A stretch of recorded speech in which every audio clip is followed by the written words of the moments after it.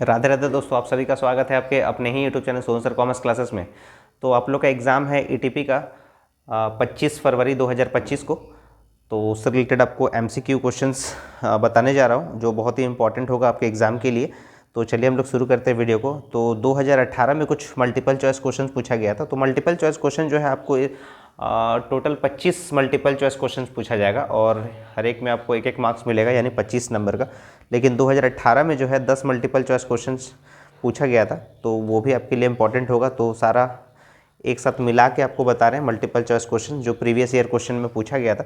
तो चलिए हम लोग स्टार्ट करते हैं। पहला क्वेश्चन क्या पूछा गया था 2018 का पेपर में। तो पहला क्वेश्चन पूछा था IDBI was established in the year. तो IDBI जो है कब स्टेब्लिश हुआ था, यानी किस वर्ष उसके स्थापित किया गया था। तो ये है 1 जुलाई 1964, यानी 1964 में। ऑप्शन नंबर 3 हो जाएगा, ठीक है ना। क्वेश्चन नंबर 2 में पूछा गया था। क्वेश्चन नंबर 2 में पूछा गया था कि टेलीफोन एक्सपेंसेस इज। तो टेलीफोन एक्सपेंसेस जो होता है वो होता है सेमी वेरिएबल एक्सपेंसेस होता है। तो ऑप्शन नंबर 3 हो जाएगा। क्वेश्चन नंबर 2 का ऑप्शन नंबर 3 हो जाएगा। क्वेश्चन नंबर 3 में पूछा गया है कि the purpose of advertisement is यानी to attract potential buyers, to inform and guide customers, to make publicity of product, all of these. यानी विज्ञापन का उद्देश्य है संभावित क्रेताओं को आकर्षित करना, ग्राहकों को सूचना देना और मार्गदर्शन करना, उत्पादों का प्रचार करना, इनमें से सभी। तो इसका सही आंसर हो जाएगा ऑल ऑफ दीज, यानी इनमें से सभी हो जाएगा सही आंसर। ऑप्शन नंबर 4 हो जाएगा। क्वेश्चन नंबर 4 में पूछा गया था कि management is a profession, the statement is of. ये स्टेटमेंट किसने कहा था। प्रबंध एक पेशा है, ये कथन किसका है। अमेरिकन प्रबंध एसोसिएशन का, अमेरिकन मैनेजमेंट एसोसिएशन, यानी ऑप्शन नंबर 2 हो जाएगा। क्वेश्चन नंबर 4 का ऑप्शन नंबर 2 हो जाएगा। क्वेश्चन नंबर 5 में पूछा गया है कि which of the following factors affects market assessment, यानी which of the following factors affects market assessment. तो इसका सही आंसर हो जाएगा माइक्रो इन्वायरमेंट। ऑप्शन नंबर 1 हो जाएगा। क्वेश्चन नंबर 5 का हिंदी रूपांतरण इसका देख लेते हैं। तो क्वेश्चन नंबर 5 में आपको पूछा गया था निम्न में से कौन सा घटक बाजार मूल्यांकन पर प्रभाव डालता है। तो वो है सूक्ष्म वातावरण। ऑप्शन नंबर 1 हो जाएगा। क्वेश्चन नंबर 6 में पूछा गया था selection of an enterprise depends on, यानी उपक्रम का चुनाव निर्भर करता है। तो इसका सही आंसर हो जाएगा साहसी की स्वयं योग्यता पर, यानी self ability of entrepreneur. Option number 3 हो जाएगा क्वेश्चन नंबर 6 का आंसर, ठीक है ना। 7वें नंबर प्रश्न पूछा गया कि स्टॉक टर्नओवर रेशियो इज। तो स्टॉक टर्नओवर रेशियो जो होता है वो एक्टिविटी रेशियो के अंतर्गत आता है। तो ये ऑप्शन नंबर 3 सही हो जाएगा कि stock turnover ratio is a activity ratio. यानी स्कंद आवर्त अनुपात क्या होता है, वो होता है क्रियाशीलता अनुपात। ऑप्शन नंबर 3 क्वेश्चन नंबर 7 का। क्वेश्चन नंबर 8 में पूछा गया है कि increase in share premium is. तो ये आपका अकाउंट्स में भी क्वेश्चन पूछा गया था जो 2025 में आपका एग्जाम चल रहा है। तो increase in share premium is क्या होता है, सोर्सेस ऑफ फंड होता है, ठीक है ना। ऑप्शन नंबर 2 हो जाएगा क्वेश्चन नंबर 8 का, यानी कोष का स्रोत। तो ईटीपी जो है वो मिक्सचर है बीएसटी का कुछ पार्ट और अकाउंटेंसी का भी कुछ पार्ट इसमें मिक्सअप है, ठीक है ना। तो प्रिपेयर जरूर कर लीजिएगा आप लोग। तो क्वेश्चन नंबर 8 तक हम लोग मल्टीपल चॉइस क्वेश्चन जो आपको इंपॉर्टेंट क्वेश्चन बता रहे हैं उसमें से आपको बहुत इंपॉर्टेंट होने वाला है। तो 8 नंबर तक हम लोग डिस्कस कर चुके हैं। 9th नंबर क्वेश्चन में क्या पूछा गया है कि फिक्स्ड कॉस्ट इंक्लूड्स। तो फिक्स्ड कॉस्ट में क्या इंक्लूड होता है, कॉस्ट ऑफ फैक्ट्री, यानी स्थिर लागत में शामिल रहता है कारखाना लागत। ऑप्शन नंबर 4 हो जाएगा, ठीक है। और 10वें नंबर प्रश्न में पूछा गया है project is not concerned with, यानी परियोजना संबंधित नहीं होती है क्रिएटिविटी से, यानी सृजनता से संबंधित नहीं होती है। तो ऑप्शन नंबर 4 हो जाएगा इसका, क्रिएटिविटी यानी सृजनता से। तो ये 2018 में पूछा गया 10 मल्टीपल चॉइस क्वेश्चन। उस समय 2018 में 10 ही मल्टीपल चॉइस क्वेश्चन पूछता था और उसके बाद आपका जो पैटर्न चेंज हुआ था। तो 2022 में आपका total multiple choice question ETP में पूछा गया था 35 मल्टीपल चॉइस क्वेश्चन पूछा गया था। तो चलिए हम लोग 2022 का क्वेश्चन पेपर को डिस्कस करते हैं जो आपके लिए बहुत ही हेल्पफुल होने वाला है 25 तारीख के एग्ज़ाम के लिए, यानी जो आपका सब्जेक्ट है ईटीपी। तो पहला क्वेश्चन है कि एक्सपेंशन प्रोजेक्ट हेल्प्स इन। यानी विस्तारीकरण परियोजना मदद करती है अतिरिक्त अवसरों का लाभ उठाना, यानी expansion project helps in caching additional opportunities, यानी विस्तारीकरण परियोजना मदद करती है अतिरिक्त अवसरों का लाभ उठाना। ऑप्शन नंबर 3 सही हो जाएगा, ठीक है ना। क्वेश्चन नंबर 2 में पूछा गया है कि learning process involves Q, drive, response, all of these, यानी ज्ञान अर्जन प्रक्रिया में शामिल होते हैं मनोभाव, संचालन, अनुक्रिया, इनमें से सभी। ऑप्शन नंबर 4 हो जाएगा क्वेश्चन नंबर 2 का आंसर है ये। क्वेश्चन नंबर 3 में क्या पूछा गया था उसको डिस्कस करते हैं। क्वेश्चन नंबर 3 में आपसे पूछा गया था कि project is not concerned with, ये आपका रिपीट किया था 2018 में भी पूछा था और ये 2020 में भी पूछा गया, सॉरी 2022 में भी पूछा गया आपका। Project is not concerned with क्या हो जाएगा, क्रिएटिविटी, यानी परियोजना से संबंधित नहीं होती है सृजनता। ऑप्शन नंबर 4 सही हो जाएगा। क्वेश्चन नंबर 4 में पूछा गया है कि short term forecast involves a period of how many months, यानी अल्पकालीन पूर्वानुमान कितने माह की अवधि को शामिल करता है, यानी short term forecast involves a period of how many months, तो ये हो जाएगा 12 मंथ्स का। अल्पकालीन पूर्वानुमान कितने माह की अवधि को शामिल करता है, 12 माह का। ऑप्शन नंबर 1 हो जाएगा क्वेश्चन नंबर 4 का। आगे बढ़ते हैं हम लोग क्वेश्चन नंबर 5। तो एक फॉर्मूला आपको दिया गया है, ये अकाउंटिंग रेशियो में भी यूज़ होता था। क्वेश्चन नंबर 5 में पूछा गया कि नेट वर्किंग कैपिटल मीन्स, तो नेट वर्किंग कैपिटल का मतलब क्या होता है कि करेंट एसेट्स और करेंट लाइबिलिटी के डिफरेंस को हम लोग बोलते हैं नेट वर्किंग कैपिटल। तो current assets minus current liabilities या शुद्ध कार्यशील पूंजी का अर्थ होता है चालू संपत्तियां घटाओ यानी माइनस चालू दायित्व। ऑप्शन नंबर 1 हो जाएगा क्वेश्चन नंबर 5 का। क्वेश्चन नंबर 6 में पूछा गया है कि project management is not concerned with, project management is not concerned with क्या होता है, डिसेंट्रलाइज्ड पॉलिसी फॉर्मुलेशन, यानी प्रोजेक्ट मैनेजमेंट किससे संबंधित नहीं होता है, डिसेंट्रलाइज्ड पॉलिसी फॉर्मुलेशन से, ठीक है ना। ऑप्शन नंबर 4 हो जाएगा क्वेश्चन नंबर 6 का। हिंदी रूपांतरण इसका पढ़ लेते हैं।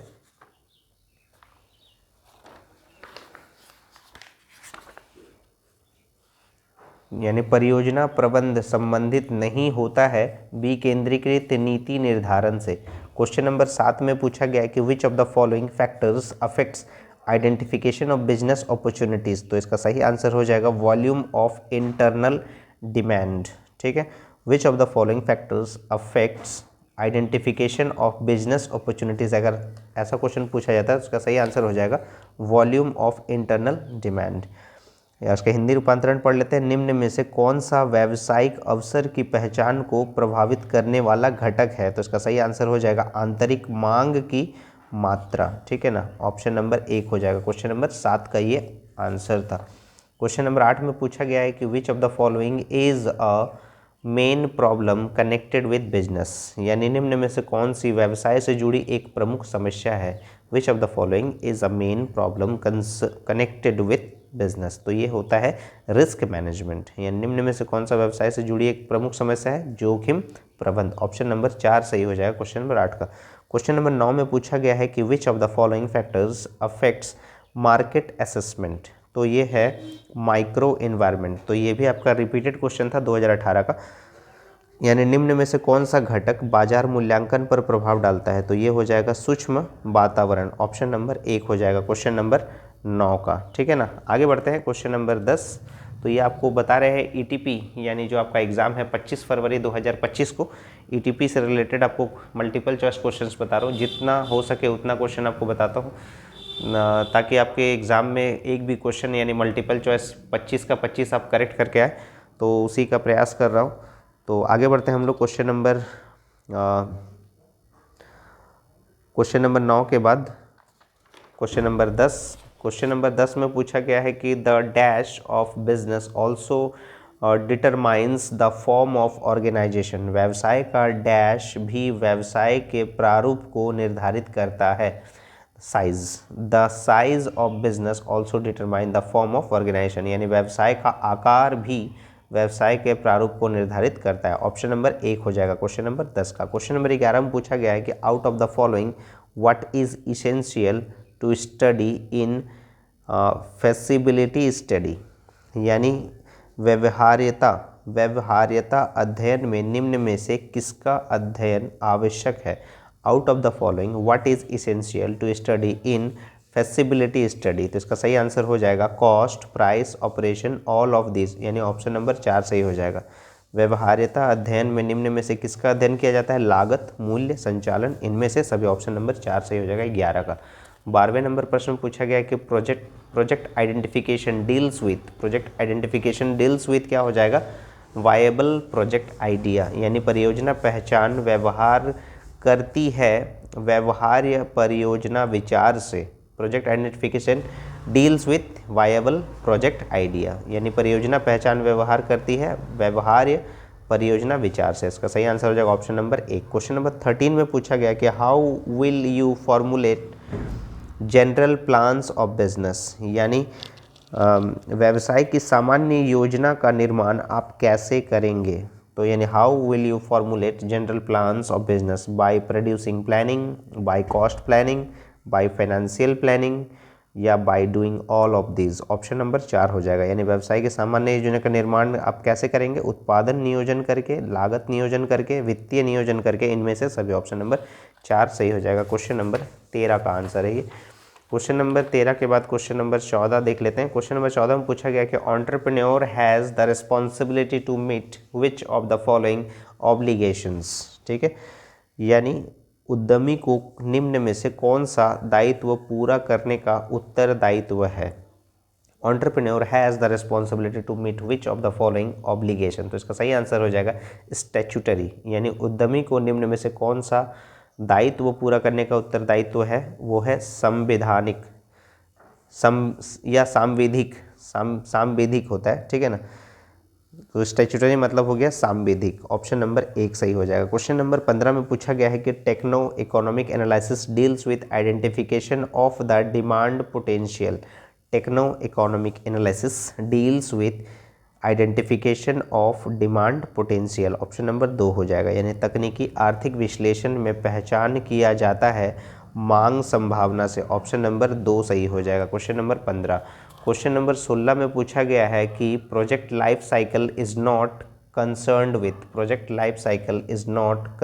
With pre investment stage, constructive stage, normalisation stage, stabilisation stage, तो इसका सही आंसर हो जाएगा ऑप्शन नंबर 4 हो जाएगा। यानी अगर इसका हिंदी रूपांतरण पढ़ ले तो परियोजना का जीवन चक्र निम्नलिखित में से किससे संबंधित नहीं होता है? तो इसका सही आंसर हो जाएगा स्थिरीकरण चरण, ठीक है। तो इसका सही आंसर हो जाएगा ऑप्शन नंबर 4। क्वेश्चन नंबर 17 में पूछा गया कि aspect of project evaluation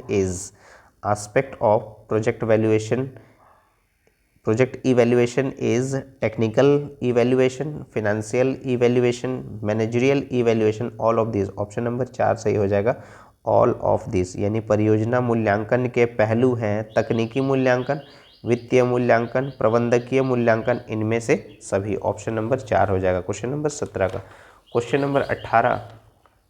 number 18 में दिया गया है कि project report is a summary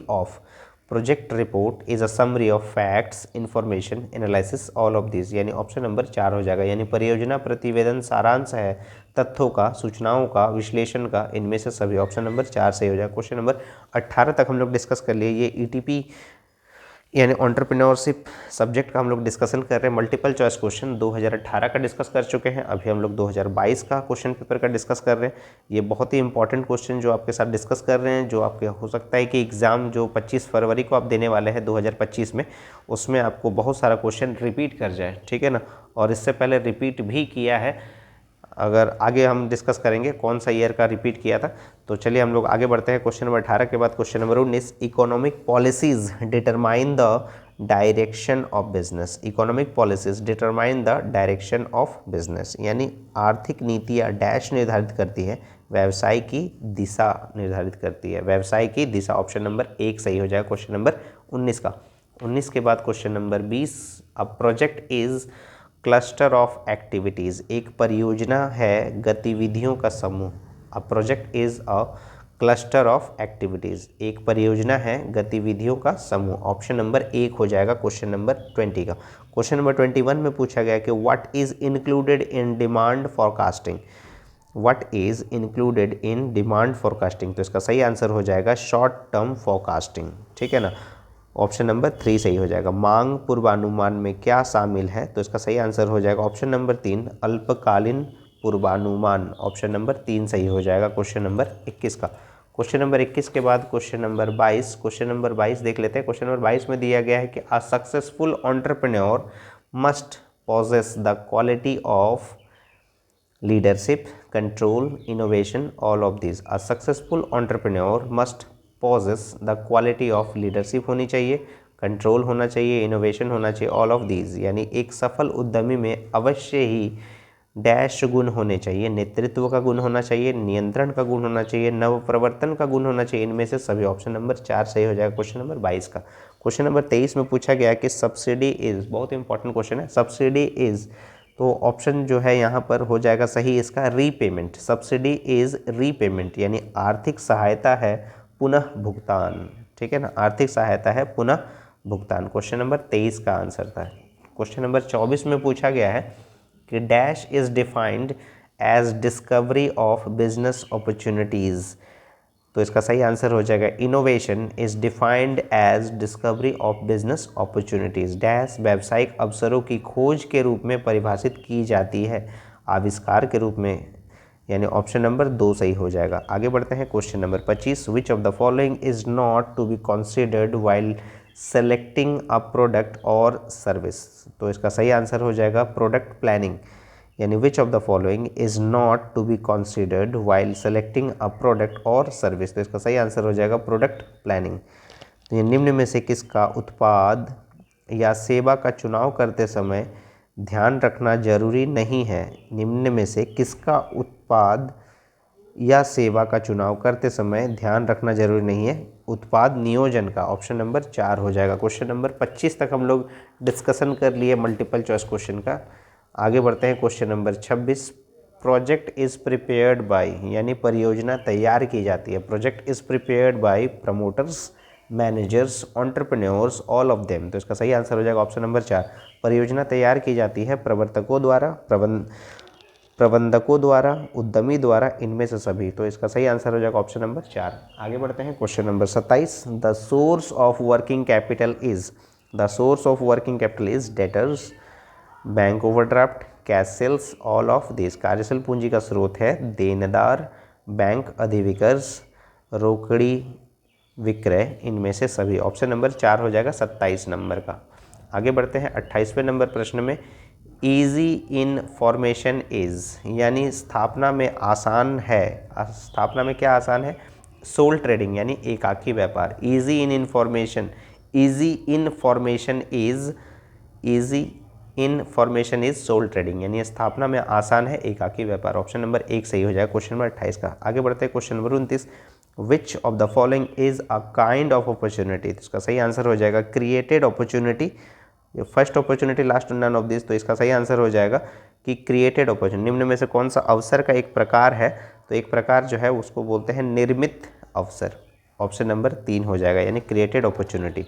आगे बढ़ते हैं क्वेश्चन नंबर 30, क्वेश्चन नंबर 30 में पूछा गया है कि out of the following formulating of the general plan of business depends on, तो इसका सही आंसर हो जाएगा plant and production planning. Out of the following formulating of the general plan of business depends on plan and production planning, यानी option number 2 सही हो जाएगा। निम्न में से किस पर व्यवसाय की सामान्य योजना का निर्माण निर्भर करता है, तो उसका सही आंसर हो जाएगा ऑप्शन नंबर 2 संयंत्र एवं उत्पाद नियोजन। आगे बढ़ते हैं question number 31, an entrepreneur is both a worker and owner, option number 3 हो जाएगा। एक उद्यमी कामगार और डैश दोनों ही होता है, स्वामी दोनों ही होता है, ऑप्शन नंबर 3 हो जाएगा क्वेश्चन नंबर 31 का।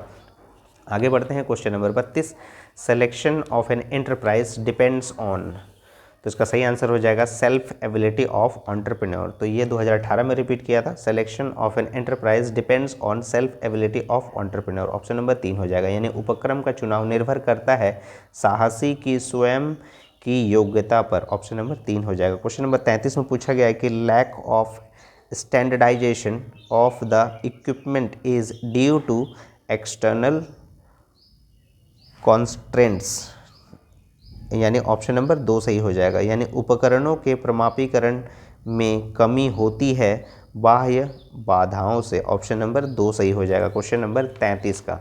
आगे बढ़ते हैं क्वेश्चन नंबर 34। क्वेश्चन नंबर 34 में पूछा गया the point which is to be considered while selecting an enterprise is availability of capital, यानी उपक्रम का चुनाव करते समय ध्यान देने योग्य बिंदु है पूंजी की उपलब्धता। क्वेश्चन नंबर 35 अंतिम प्रश्न है what is included in nature of marketing, तो इसका सही आंसर हो जाएगा प्रोडक्ट प्लानिंग, यानी विपणन के स्वभाव में क्या शामिल है, उत्पाद नियोजन। ऑप्शन नंबर 1 सही हो जाएगा। तो 35 क्वेश्चन आपको पूछा गया था 2022 में जब ईटीपी का एग्ज़ाम हुआ था, तो उसमें 35 क्वेश्चंस आपको पूछा गया था मल्टीपल चॉइस क्वेश्चन। तो ये आप मल्टीपल चॉइस क्वेश्चन का हम लोग डिस्कस कर रहे हैं। 2018 का डिस्कस कर चुके हैं, 2022 का डिस्कस कर चुके हैं जो इम्पोर्टेंट है आपके लिए। ईटीपी का जो एग्ज़ाम होने वाला आपका 25 फरवरी 2025 को, उससे रिलेटेड आपको क्वेश्चन बता रहे हैं। अब आगे आपको बताते हैं एक 2023 में जो क्वेश्चन पूछा गया था उससे रिलेटेड MCQ क्वेश्चंस। तो चलिए हम लोग एक बार फिर से पढ़ना शुरू करते हैं क्वेश्चन नंबर 1 से। किस तरह का क्वेश्चन आपको पूछा गया था, 35 मल्टीपल चॉइस क्वेश्चंस। लेकिन अब आपका पैटर्न चेंज हो गया है, अब आपको मल्टीपल चॉइस क्वेश्चन सिर्फ 25 क्वेश्चंस पूछा जाएगा, ठीक है, 2025 में। क्वेश्चन नंबर 1 में पूछा गया था कि प्लानिंग इज़, तो प्लानिंग जो है वो short term, middle term, long term, यानी फॉर ऑल टर्म्स, यानी ऑप्शन नंबर 4 हो जाएगा। यानी नियोजन होता है अल्पकालीन, मध्यकालीन, दीर्घकालीन सभी अवधियों के लिए। ऑप्शन नंबर 4 हो जाएगा क्वेश्चन नंबर 1 का। क्वेश्चन नंबर 2 में पूछा गया है नेक्ट डिवेंचर्स आर, तो नेक्ट डिवेंचर्स आर क्या होता है, अनसिक्योर्ड होता है। ऑप्शन नंबर 3 हो जाएगा। यानी नग्न ऋण पत्र होते हैं, नग्न ऋण पत्र होते हैं आरक्षित। ऑप्शन नंबर 3 हो जाएगा क्वेश्चन नंबर 2 का। आगे बढ़ते हैं क्वेश्चन नंबर 3 में। क्वेश्चन नंबर 3 में पूछा गया है कि total cost includes, total cost में क्या आता है, prime cost, works cost, production cost, all of this. Option number 4 हो जाएगा। यानी कुल लागत में शामिल है मुख्य लागत, कारखाना लागत, उत्पादन लागत, इनमें से सभी। Option number 4। क्वेश्चन नंबर 4 में पूछा गया विच of the following factors affects market assessment, तो इसका सही आंसर हो जाएगा माइक्रो एनवायरनमेंट। ऑप्शन नंबर 2 हो जाएगा क्वेश्चन नंबर 4 का। ये रिपीटेड क्वेश्चन था, 2022 में भी पूछा गया था। विच of the following factors affects market assessment, तो इसका सही आंसर हो जाएगा माइक्रो एनवायरनमेंट। निम्न में से कौन सा घटक बाजार मूल्यांकन पर प्रभाव डालता है, सूक्ष्म वातावरण। Option number 2। क्वेश्चन नंबर 4 तक हम लोग मिला लिए। 2023 में जो क्वेश्चन पूछा गया था, बहुत इंपॉर्टेंट क्वेश्चन है, ये सब डिस्कस कर रहे हैं आपके साथ, इसको ज़रूर आप लोग प्रैक्टिस कर लीजिएगा। क्वेश्चन नंबर 5 में पूछा गया है कि marketing expenditure is burden on consumers. Option number 3 हो जाएगा। यानी marketing expenditure is a burden on consumers, यानी विपणन व्यय भार है उपभोक्ताओं पर। Option number 3। क्वेश्चन नंबर 6 में पूछा गया कि depreciation on plant and machinery is application of fund होता है। ऑप्शन नंबर 2 हो जाएगा क्वेश्चन नंबर 6 का आंसर है। यानी प्लांट एवं मशीनरी पर ह्रास है कोष का प्रयोग। Option number 2। क्वेश्चन नंबर 7 में पूछा गया कि management is a profession, this statement is, ये भी क्वेश्चन रिपीट हुआ था, American management association. Management is a profession, this statement is of American management association के द्वारा। Option number 2। यानी प्रबंध एक पेशा है, यह कथन किसका है, अमेरिकन प्रबंध एसोसिएशन का। Option number 2। क्वेश्चन नंबर 7 के बाद आगे बढ़ते हैं हम लोग क्वेश्चन नंबर 8। ये जो भी क्वेश्चन आपको डिस्कस कर रहे हैं ये ईटीपी का है, कॉमर्स वाले स्टूडेंट के लिए, और इसका एग्ज़ाम आपका 25 फरवरी 2025 को है। और इससे रिलेटेड आपको क्वेश्चन जो है, पहले आपको 2018 का क्वेश्चन डिस्कस कर चुके हैं, 2022 का, अभी 2023 का क्वेश्चन हम लोग MCQ डिस्कस कर रहे हैं। उसके बाद कुछ ही देर में आपको सब्जेक्टिव क्वेश्चन भी बता देंगे, इंपॉर्टेंट क्वेश्चन, ताकि आप इजीली उसको सही से पढ़कर स्कोर कर ले मार्क्स। तो चलिए हम लोग पहले वीडियो को आगे बढ़ाते हैं। क्वेश्चन नंबर 8 का क्वेश्चन नंबर 8 में क्या पूछा गया है। क्वेश्चन नंबर 8 में पूछा गया कि which of the following is an element of sensing the opportunities, यानी निम्न में से कौन सा अवसर बोध का तत्व है। तो ये ability to perceive, insight into the change, innovative quality, all of this. Option number 4 हो जाएगा क्वेश्चन नंबर 8 का।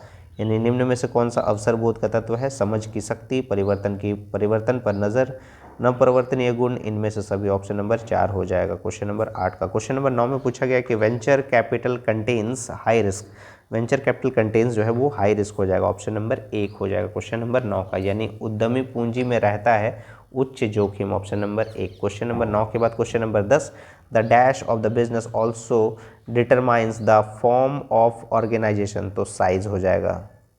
The size of a business also determines the form of organisation, यानी व्यवसाय का डैश भी व्यवसाय के प्रारूप को निर्धारित करता है, आकार। ये भी क्वेश्चन रिपीट हुआ है, तो व्यवसाय का आकार भी व्यवसाय के प्रारूप को निर्धारित करता है। क्वेश्चन नंबर 11 में पूछा गया कि project is prepared by promoters, by managers, by entrepreneurs, by all of them, option number 4 हो जाएगा क्वेश्चन नंबर 11 का। ये भी रिपीटेड क्वेश्चन है, तो रिपीटेड क्वेश्चन आपको पूछा जा सकता है ईटीपी में, तो जरूर तैयारी कीजिएगा बढ़िया से।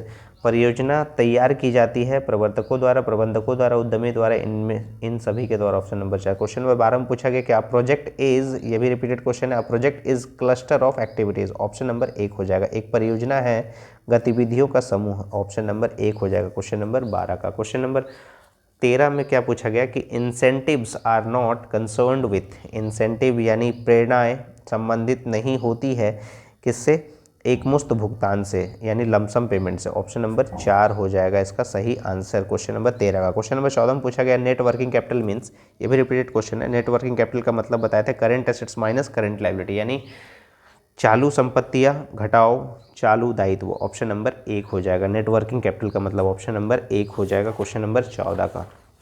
आगे बढ़ते हैं question number 15, gestation period is concerned with, gestation period is concerned with क्या हो जाता है, इनक्यूबेशन पीरियड, ऑप्शन नंबर 2 हो जाएगा, यानी गर्भावधि संबंधित होती है उद्भवन अवधि से, ऑप्शन नंबर 2 हो जाएगा। इंपॉर्टेंट क्वेश्चन है क्वेश्चन नंबर 15। क्वेश्चन नंबर 15 के बाद क्वेश्चन नंबर 16 पढ़ लेते हैं क्या लिखा हुआ है। क्वेश्चन नंबर 16 में लिखा गया है कि which of the following factors is to be considered while selecting a product और service, competition, production cost, profit possibility, all of this, option number 4 हो जाएगा। निम्न में से किस घटक का उत्पाद या सेवा का चुनाव करते समय ध्यान रखना जरूरी है, प्रतियोगिता, उत्पादन लागत, लाभ की संभावना, इनमें से सभी, ऑप्शन नंबर 4। क्वेश्चन नंबर 17 में पूछा गया है कि selection of an enterprise depends on, selection of an enterprise depends on, ये भी रिपीटेड क्वेश्चन है, तो इसका सही आंसर हो जाएगा self ability of entrepreneur, option number 3 हो जाएगा। Selection of an enterprise depends on self ability of entrepreneur, option number 3 हो जाएगा क्वेश्चन नंबर 17 का। हिंदी रूपांतरण देख लेते हैं क्वेश्चन नंबर 17 का। उपक्रम का चुनाव निर्भर करता है साहसी की स्वयं की योग्यता पर, ऑप्शन नंबर 3 हो जाएगा। क्वेश्चन नंबर 18 में पूछा गया the term fund used in fund flow analysis means, तो फंड का मतलब होता है the difference between current assets minus current liability, या excess of current assets over current liabilities, यानी करेंट एसेट्स ज़्यादा होगा करेंट लायबिलिटीज़, तो उसी को हम लोग बोलते हैं फंड। द टर्म फंड का मतलब हो गया excess of current assets over current liabilities, option number 4, यानी कोष प्रवाह विश्लेषण में प्रयुक्त कोष शब्द का आशय है चालू संपत्तियों का चालू दायित्व पर आधिक्य, ऑप्शन नंबर 4 हो जाएगा क्वेश्चन नंबर 18 का। आगे बढ़ते हैं क्वेश्चन नंबर 19। क्वेश्चन नंबर 19 में पूछा गया है कि external environment is composed of forces that have a general influence on enterprise behaviour, ठीक है ना, ऑप्शन नंबर 1 हो जाएगा इसका सही आंसर, यानी बाह्य वातावरण जिन शक्तियों से निर्मित है उनका सामान्य प्रभाव होता है उपक्रम व्यवहार पर, ऑप्शन नंबर 1 हो जाएगा। क्वेश्चन नंबर 20 में पूछा गया कि which of the following is not an operational expenses, तो इसका सही आंसर हो जाएगा preliminary expenses return of, option number 2 हो जाएगा क्वेश्चन नंबर 20 का। यानी इसका हिंदी रूपांतरण पढ़ते हैं, निम्नलिखित में से कौन सा संचालन व्यय नहीं है, प्रारंभिक व्यय अपलिखित, ऑप्शन नंबर 2 हो जाएगा। क्वेश्चन नंबर 21 में market demand is also known as demand forecasting, market demand is also known as demand forecasting, ये भी रिपीटेड क्वेश्चन है, तो ऑप्शन नंबर 1 सही हो जाएगा। बाजार की मांग को निम्न में से क्या कहते हैं, मांग की भविष्यवाणी, ऑप्शन नंबर 1 हो जाएगा क्वेश्चन नंबर 21 का। क्वेश्चन नंबर 22 में पूछा गया कंट्रीब्यूशन इज, तो कंट्रीब्यूशन का एक फॉर्मूला होता है सेल्स लेस वेरिएबल कॉस्ट, यानी विक्रय में से घटा दिया जाता है परिवर्तनशील लागत, यानी contribution is sales less variable cost, option number 2 सही हो जाएगा, यानी अंशदान है बिक्री घटाओ परिवर्तनशील लागत, ऑप्शन नंबर 2 हो जाएगा। क्वेश्चन नंबर 23 में पूछा गया है कि factor intensity oriented projects are, factor intensity oriented projects are capital oriented project, labour intensive project, both 1 and 2 हो जाएगा यहाँ पर सही आंसर, ऑप्शन नंबर 4 हो जाएगा, यानी कैपिटल ओरिएंटेड प्रोजेक्ट्स और लेबर इंटेंसिव प्रोजेक्ट ये दोनों ही हो जाएगा, both 1 and 2 factor intensity oriented projects है ये सब। क्वेश्चन नंबर 23 का आंसर है ऑप्शन नंबर 4। आगे बढ़ते हैं। इसके हिंदी रूपांतरण, कारक प्रबलता अभिविन्यस्त परियोजनाएं हैं श्रम पूंजी प्रबल परियोजनाएं और श्रम गहन परियोजनाएं। ऑप्शन नंबर 4 हो जाएगा, 1 और 2 दोनों। DPR इज और an, DPR an action plan होता है। ऑप्शन नंबर 2 हो जाएगा। DPR है कार्यवाही योजना। ऑप्शन नंबर 2 हो जाएगा क्वेश्चन नंबर 24 का। आगे बढ़ते हैं क्वेश्चन नंबर 25 में। The activities included in business planning are planning the organisation, planning the manpower requirement, planning of project work, all of this. Option number 4 हो जाएगा क्वेश्चन नंबर 25 का। यानी व्यवसाय नियोजन में शामिल क्रियाएं हैं संगठन का नियोजन, श्रम शक्ति की आवश्यकता का नियोजन, परियोजना कार्य का नियोजन, इनमें से सभी। ऑप्शन नंबर 4 हो जाएगा क्वेश्चन नंबर 25 का।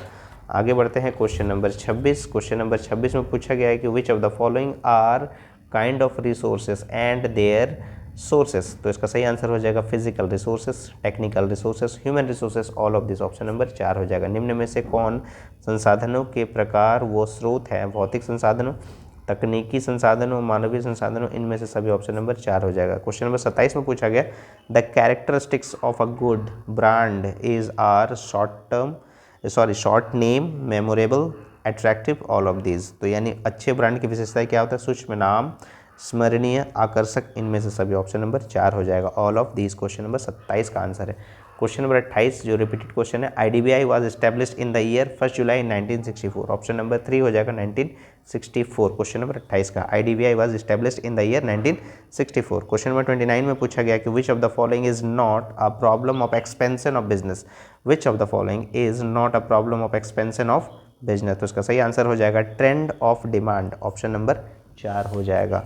क्वेश्चन नंबर 29 का हिंदी रूपांतरण पढ़ लेते हैं इसका। निम्न में से कौन सी व्यवसाय के विस्तार से जुड़ी समस्याएं नहीं है? तो इसका सही आंसर हो जाएगा मांग की प्रवृत्ति। Option number 4। क्वेश्चन नंबर 30 में पूछा गया the rate of dividend on preference share is fixed. Option number 1 हो जाएगा। अधिमान अंश पर लाभांश की दर होती है स्थिर। ऑप्शन नंबर 1 हो जाएगा क्वेश्चन नंबर 30 का।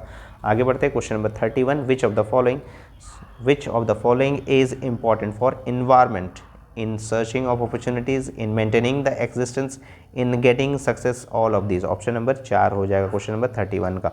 निम्न में से किससे पर्यावरण अथवा वातावरण का महत्व है? तो उसका सही आंसर हो जाएगा अवसर की खोज में, अस्तित्व बनाए रखने में, सफलता प्राप्त करने में, इनमें से सभी। ऑप्शन नंबर 4 हो जाएगा। तो 31 नंबर तक हम लोग क्वेश्चन डिस्कस कर लिए 2023 में जो पूछा गया था।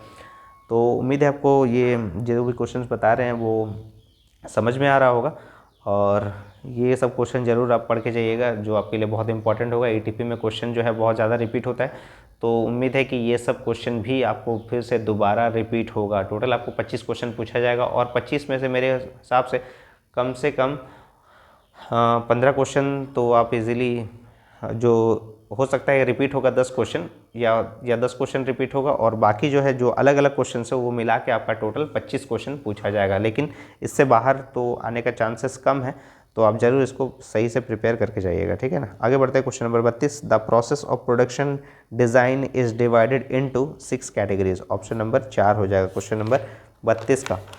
यानी उत्पादन रूपरेखा की प्रक्रिया विभाजित है 6 वर्गों में। ऑप्शन नंबर 4 हो जाएगा। Question number 33। Current assets include. Current assets में क्या क्या शामिल होता है? करंट एसेट्स में शामिल होता है डेटर्स, यानी देनदार। चालू संपत्तियों में शामिल होती है देनदार। ऑप्शन नंबर 4 हो जाएगा क्वेश्चन नंबर 33 का। क्वेश्चन नंबर 34 में पूछा गया कि which of the following is a type of opportunities. यानी टाइप ऑफ अपॉर्चुनिटीज़ में क्या होता है? Existing opportunities in the environment या क्रिएटेड अपॉर्चुनिटीज़। ऑप्शन नंबर 3 हो जाएगा बोथ 1 और 2। क्वेश्चन नंबर 34 का आंसर है। हिंदी रूपांतरण देख लेते हैं। निम्न में से कौन सा अवसर का प्रकार है? पर्यावरण में विद्यमान अवसर और निर्मित अवसर। ऑप्शन नंबर 3 हो जाएगा, 1 और 2 दोनों। क्वेश्चन नंबर 35 लास्ट क्वेश्चन है। The purpose of advertisement is to attract potential buyers, to inform and guide customers, to make publicity of product, all of this। Option number 4 हो जाएगा इसका सही आंसर। विज्ञापन का उद्देश्य है संभावित क्रेताओं को आकर्षित करना, ग्राहकों को सूचना देना और मार्गदर्शन करना, उत्पाद का प्रचार करना, इनमें से सभी। ऑप्शन नंबर 4 हो जाएगा। तो टोटल 35 क्वेश्चन हम लोग डिस्कस कर लिए 2023 का। 2022 में भी आपको 35 क्वेश्चन पूछा गया था, यानी 70 क्वेश्चन, और 10 क्वेश्चन आपका पूछा गया था आपका ये 2018 का जो पेपर था उसमें पूछा गया था, यानी टोटल हम लोग 80 + 80 क्वेश्चन आपको डिस्कस कर चुके हैं। तो ये सब अगर आप सही से अगर आप प्रिपेयर कर लेते हैं तो इससे बाहर तो क्वेश्चन नहीं आएगा, ये आप उम्मीद कर सकते हैं जो आपको बताया गया है। और इसी तरह से आपको सब्जेक्टिव क्वेश्चन भी मिल जाएगा जो इम्पॉर्टेंट होगा आपके एग्ज़ाम में। सब्जेक्टिव क्वेश्चंस और मल्टीपल चॉइस क्वेश्चन तो दे दिए आपको, ये सब इम्पॉर्टेंट क्वेश्चन जरूर कर लीजिएगा। और अगर कुछ ज़रूरी लगता है मेरे को तो और भी क्वेश्चन आपको दे देंगे तब तक, लेकिन ये सब आप प्रिपरेशन जरूर करिए। अगर आपको वीडियो पसंद आ रहा है तो ज़्यादा से ज़्यादा वीडियो को शेयर कीजिएगा अपने दोस्तों में, ताकि उन्हें भी इंपॉर्टेंट क्वेश्चन मिल जाए। और इसी तरह से जुड़े रहेगा सोनू सर कॉमर्स क्लासेस के साथ। अगर आपने चैनल को अभी तक सब्सक्राइब नहीं किया है तो चैनल को जरूर सब्सक्राइब कर ले, और इसी तरह से जुड़े रहिएगा सोनू सर कॉमर्स क्लासेस के साथ, ताकि नए नए वीडियोज़ आपको मिलता रहे। तब तक के लिए राधे राधे दोस्तों।